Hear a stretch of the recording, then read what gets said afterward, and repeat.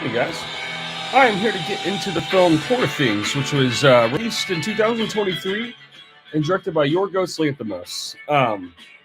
And this is the first film by him I was just completely transcended by. I mean, this film blew me away on first viewing. I've already seen this twice.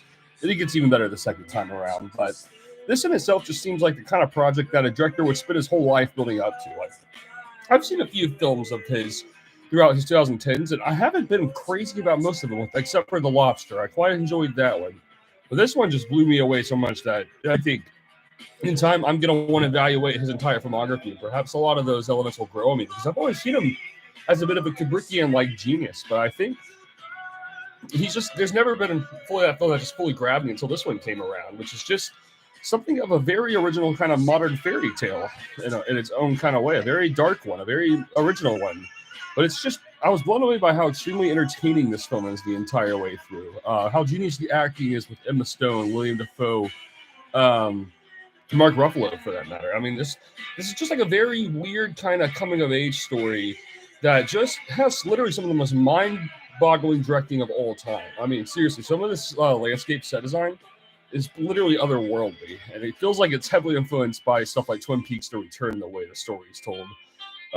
There's just like this kind of gothic atmosphere going into it as it explores all these just very dramatic qualities, essentially. All these characters just end up in very strange and dramatic scenarios, as if they were kind of nightmarish in its own kind of way.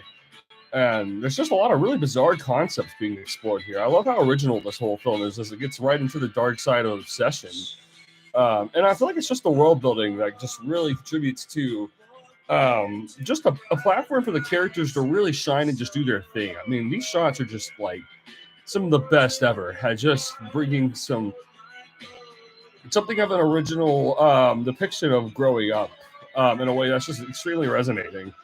And this is just one original film the entire way through. I really just love its portrayal of Emma Stone's character as she gets all these situations with all these guys throughout the story, and she just kind of ends up increasingly. I believe each mini subplot is meant to represent a growth in understanding a necessity of rebellion.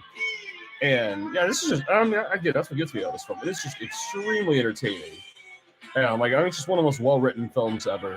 I was so blown away by the way this whole film is just written together in a way that it's just taking something that feels like very complicated and somehow makes it very simple in its own kind of way entirely. I mean, there's just something extremely beautiful and just weird and original about this entire film. There's just nothing quite like this, honestly. I feel like it just really deserves to go down as like a modern kind of Shakespearean-like tragedy, but like it's totally the modern way of doing this. It's straight up by way of just no other art form of film could do it like this. It feels like. I mean, some musical journeys. I mean, particularly like makes me think a lot of my love for the Beatles. You know, I watch this. That's what I got in the mood for after this film a few times. This is just Lanthimos at its absolute best, and this is just a very confidently realized vision that just comes together.